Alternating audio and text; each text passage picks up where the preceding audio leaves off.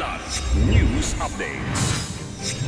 Mga balita ngayon, original copies ng 2025 budget bills ng Kamara at Malacanang ipinasusumite ng Korte Suprema.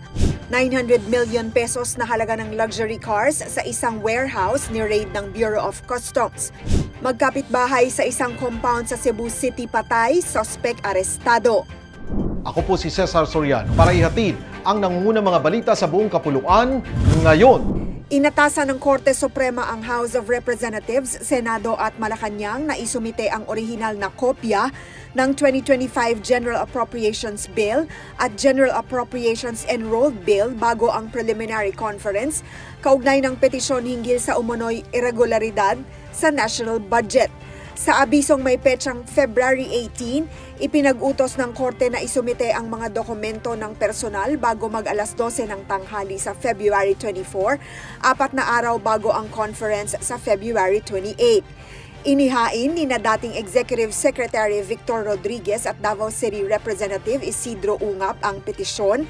Iginiit nilang labag sa konstitusyon ang 2025 General Appropriations Act o GAA dahil sa umano'y pagsumite ng Bicameral Committee ng ulat na may mga blankong bahagi.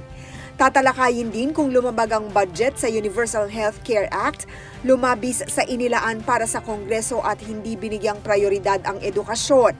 Una nang itinanggi ni Executive Secretary Lucas Bersamin ang sinasabing mga blankong bahagi sa GAA. Sinalakay ng mga operatiba ng Customs Intelligence and Investigation Service Manila International Container Port o CIIS-MICP ang isang warehouse ng high-end luxury cars sa Taguig City, Kamakalawa. Sa operasyon, tumambad ang tinatayang nasa 900 million pesos na halaga ng 44 na di umano'y smuggled luxury cars, kabilang ang Ferrari, Maserati at Rolls-Royce. Natagpuan ang mga sasakyan sa Orovolt Speed Shop sa Levi Mariano Avenue, Barangay Ususan, Taguig. Ito na ang ikatlong operasyon ng CIIS laban sa smuggling ng luxury vehicles sa Metro Manila.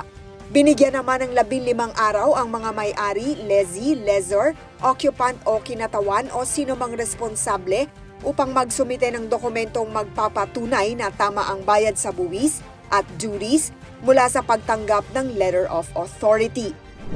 Patay ang isang retiradong US Navy officer na si George Kyle Lucas at si Ricardo Nombrado matapos ang pamamaril sa Lucas Compound, Barangay Punta Princesa, Cebu City, Kamakailan.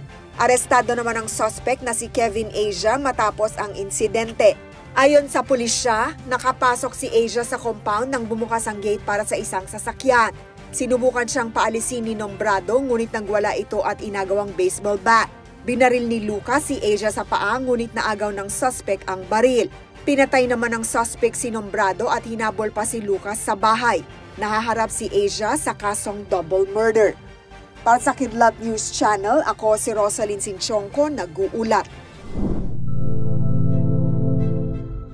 Lord, kung kami fear, faith, and trust in you. Now sustain me, persevere. At commit myself to this missionary life. Pinapabigay po.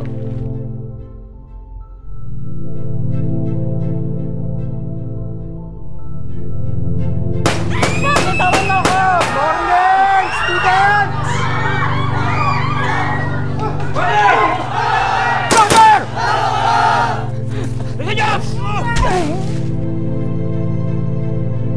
Nagdeklara ng giyera ang Abu Sayyaf. Hindi tayo hinto. We cannot lose any more personnel. Naawa kayo! Isip sarili mo. Sa ngalan ng Ama, Anak, ng Espiritu Santo.